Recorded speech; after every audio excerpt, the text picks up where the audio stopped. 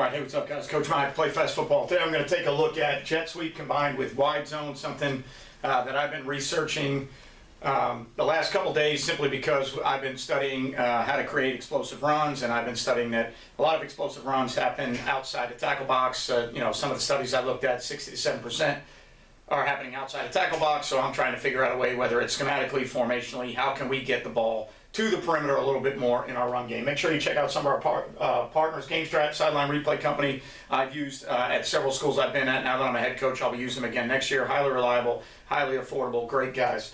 Dome Hats, a headwear company that sponsors Play Fast Football. I've always had dome hats at every school I've been at. This is one of my dome hats with our traditional, fitted hat, and congratulations to Jeff Whitaker, owner of Dome Hats, on winning a middle school championship last night. Baker Sporting Goods company we use for coaches gear, fan gear, teachers stuff, players gear, anything that we do that's going to be Spirit Pack or program orientated with our gear. We use Baker Sports Modern Football, which is an analytic tool that coordinators on both sides of the ball can be using to get better data in-game and make those in-game adjustments that you need to make, instead of having to chart things and going back and looking at the chart and seeing what you've done, what they've done. Everything gets tagged. It's instant. It saves you a ton of work during the week, and it's amazing on game night to help offensive and defensive coordinators out making those adjustments without having to wait till halftime. All right, and then FlyRouteDrones. Drone angles are the best for teaching, if it is legal where you are, to get your drones in your games and your practices, and I highly recommend using a drone. It's the best teaching angle out there. FlyRouteDrones is the nation's leader in drones for athletics. So again, I've been studying, now that we're in the off season, I've been looking at trying to create more explosives, right? You look at different studies and it shows you that any drive that has at least one explosive play, it can dramatically increase your chance to score points, right? When I was a defensive coordinator, one of the things I was always trying to do was create negatives, because negative plays on the defensive side are things that dramatically increase your chance to lessen the amount of points on a drive or get you off the field, whether it be 3 and out or down in distance, whatever it may be. If you create negative plays as a defensive coordinator, then you can increase your chances of not giving up points on a drive or getting off the field on a drive, obviously, which if you don't give up points, you're getting off the field, right? So one of the things that I've been looking at is different ways to get the ball to the perimeter, and I came across, watching some NFL stuff and then some college stuff, I came across kind of a theory. NFL guys do it more under center, and you can do it from different personnel groups. I've also seen it from a shotgun theory with a front toss, but it's basically setting up a way that you can run a jet sweep theory to one side while carrying wide zone, and then I'm also going to show you what I think could be interesting off of it with split flow zone or zone read off of it, right? So you get yourself, I've got 2x2 drawn up with a wing and split end to one side, because we were an 11 personnel team last year, right? So anytime I'm studying something, I'm always trying to look at how I can implement it. When I look at it in the NFL world or in the college world, a lot of times this is probably going to be a tight end and a wing to that side. Again, a lot of times it's under center, but I've also seen it from the shotgun. I've seen it from pistol as well. Basically what you're doing is you are giving your quarterback an opportunity to front toss the jet sweep to the jet sweep side, if he likes the numbers, if he likes the angles, right? If you're doing your film study and you think you're going to get an end that's a squeeze player, and you get jet motion and you don't get any dramatic rotations or bumps to the motion, and the quarterback likes the front side of the jet sweep play, then he can snap the ball and front toss the jet sweep to the receiver coming in motion, right? So I've got it drawn up with the number 1 coming in motion, so that the number 2 can be a guy that can handle maybe an apex or an overhang if there are no adjustments. If there are no adjustments, we're probably going to give the jet sweep, but if there are bumps or movements, we're probably going to come back to wide zone. All right, so I have it drawn up with a player that can handle maybe an overhang, might get to a corner that's unblocked if the ball gets to the perimeter. All right, obviously wide zone has a chance to get to the perimeter, but if it's more of a stretch and puncture theory, now off of that, if they can't fit it or if we can't overtake the first read for the tailback, the ball might end up going back up inside, right? So we're drawing up a theory where we think we can get perimeter runs to one side, but we also have a perimeter run tag to the other side. Now, a lot of decision making is going to be based on the quarterback. It's going to be based on your work watching film, what they do to motions, the different looks that you're getting, how does the backside end play, because if you notice, the backside end is going to be unblocked. So a lot of times, especially when this is an under center theory, it hits a lot faster. all right, and the guy that's left unblocked, if he is a squeeze player or if he takes air out of down blocks at all, the ball's already going to be outside of him, right? So quarterback, one way I've heard it mentioned by Garrett Riley when I was looking at some of his stuff at SMU a couple years ago, he kind of mentioned it as a dude rule. Can we get the ball to our dude? What are the numbers? What is the look to the side that we want to get the ball to our dude? If we absolutely love the look to that side, then we want to get the ball to our dude. If we don't like the look, then we can come back and go with our wide zone play, all right, to the other side, right? So, again, we were not, this past season, we were not a wide zone team, so I would have to maybe combine this with a pin-pull theory possibly. Formationally, you can do whatever you need to do to get the ball to the perimeter. So, you know, to the backside, if you had to attach a guy as a tight end to make it more of a pin-pull deal, whatever you need to do to carry that you carry in your run game to try and get the ball to the perimeter. So we're trying to say that we might have a play that can go to the perimeter on the front side, but also to the perimeter on the backside. If we get something that the quarterback does not like with rotation, something that the quarterback does not like with guys walked up maybe two outside to tackle on the edge. If it's something that he doesn't like with how the defensive end has been playing, we can always go back to the wide zone. So it's not your traditional read theory. We're not going to ride the jet sweep like we would on power read or some type of GT bash theory. We're not going to ride that and then give the wide zone. Quarterback's going to have to make up his mind. Again, you know, terminology that I've heard used before, dude rule, to the front side. Can you get your dude the ball? Do you like the look? Do you like everything they do? Again, when you see this in the NFL or in college, a lot of times this might be more of a tight end wing look, right? So a lot of times it might be more of that look with two guys arcing out to whatever the perimeter would be. Obviously, if this is a tight end wing, this wouldn't be the defense, but I drew it up as 11 because for me, when I'm investigating things that I want to do and I'm looking at theories that I want to carry, I have to look at what we do, all right? If we don't have 12 or 13 personnel and we can't get those sets down to where we are using tight ends, well, then maybe I've got to compress some splits or squeeze some splits with my receivers. I've got to find a way to fit these theories into what we do. So for what we do, okay, and again, last year for us, this probably would have been more of a pin-pull deal. The year before that, the school I'm at was a wide zone team, so they've actually run wide zone before, all right? So I think we could possibly carry this, all right, in a world if we were a wide zone team where you get jet sweep to one side, wide zone to the other.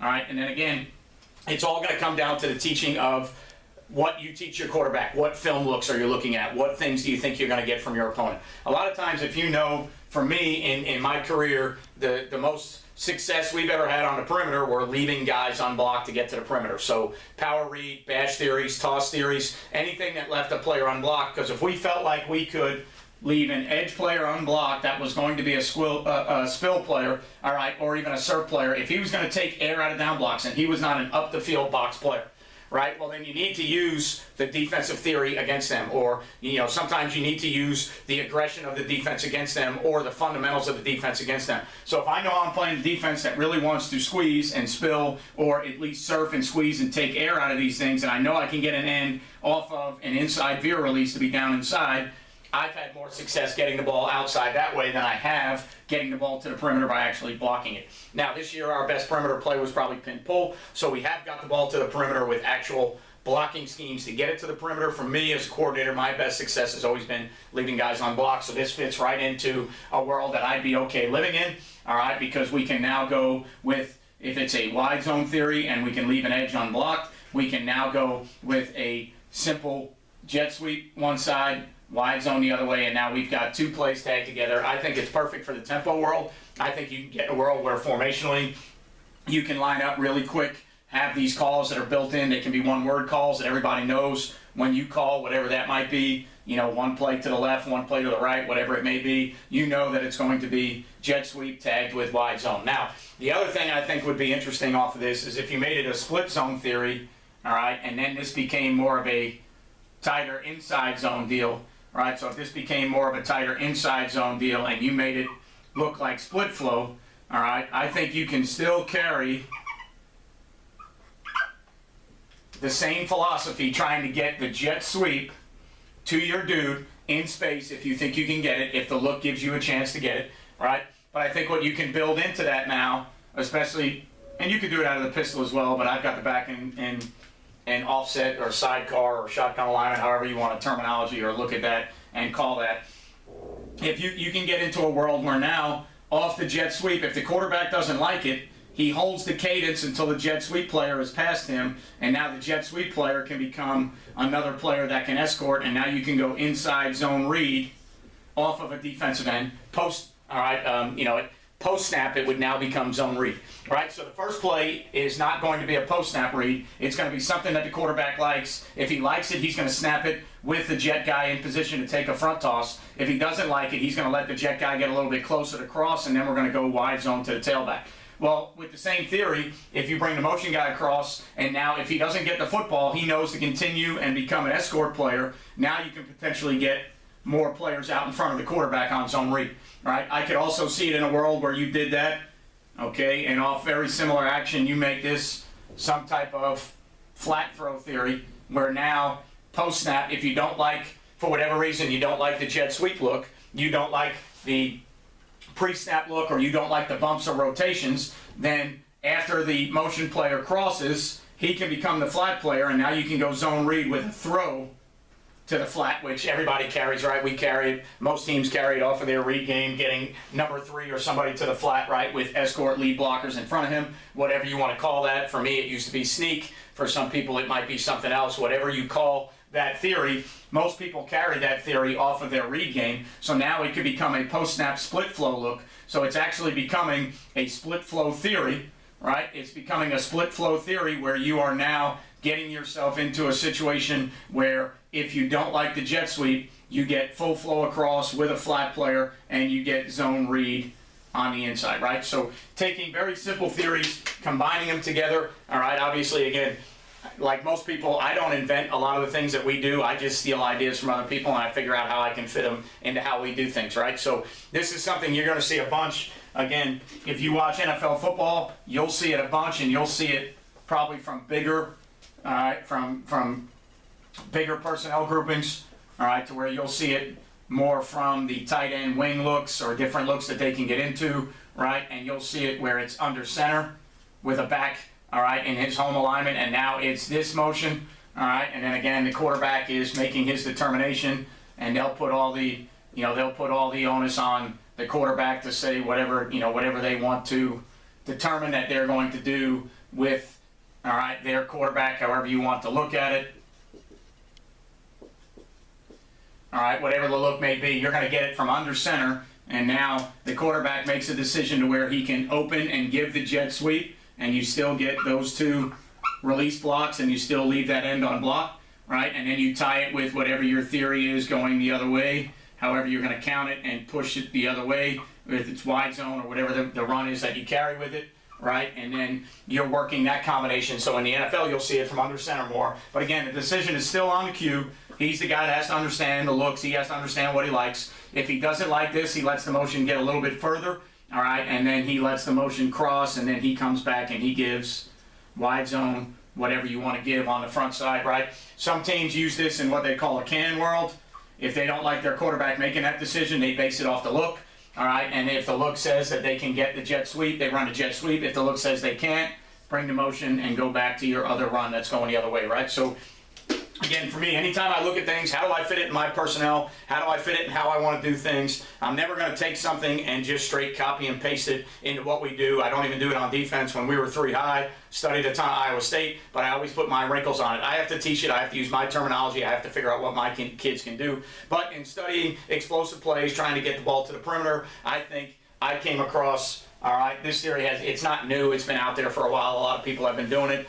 We wouldn't be the first ones to do it by far, but I think instead of just a standard jet sweep, trying to pin pull it or wide zone it or get the perimeter, all right, or a standard post snap, bash theory or power read theory, now you get yourself a world where you've got a front side perimeter run tied to the possibility of a backside perimeter run or a split flow theory off of inside zone duo, whatever you're carrying, right? A lot of different ways to piece it together. But at the end of the day, I'm looking at ways that we can create simplistic perimeter runs, ways that we can get the ball on the edge, ways that we can create explosive plays, right? And one thing I can tell you from this past season, you got to get really good at blocking the perimeter. We struggle blocking the perimeter this year, so whether you're trying to throw it out there, hand it out there, whatever you're doing, You've got to be solid blocking the perimeter. You got to put an emphasis on blocking the perimeter. We do a perimeter drill 2 to 3 days a week, and we still struggle blocking the perimeter this year. So it's something that we got to get better at, right? Just because you have the scheme doesn't mean the play's going to work. It has to actually be executed. So if you like your quarterback's decision-making skills, if you like how your quarterback studies film and goes through game plans to understand looks that are really conducive to the jet and looks that we don't like to where he can go back to wide zone or inside zone, then this might be a world to live in. But just throwing out different ways that I've looked at in the 2 weeks that we've been now in the offseason trying to study how we can get more explosives, how we can get the ball to the perimeter. This has a chance, if it's tied to wide zone or even if it was tied to possibly pin pull, you have a chance to maybe get the ball to the perimeter, front side and back side. I think those are two good options. All right, remember, you won't play well until you play fast. Thanks for following. Thanks for being a subscriber, and I will catch you guys next time.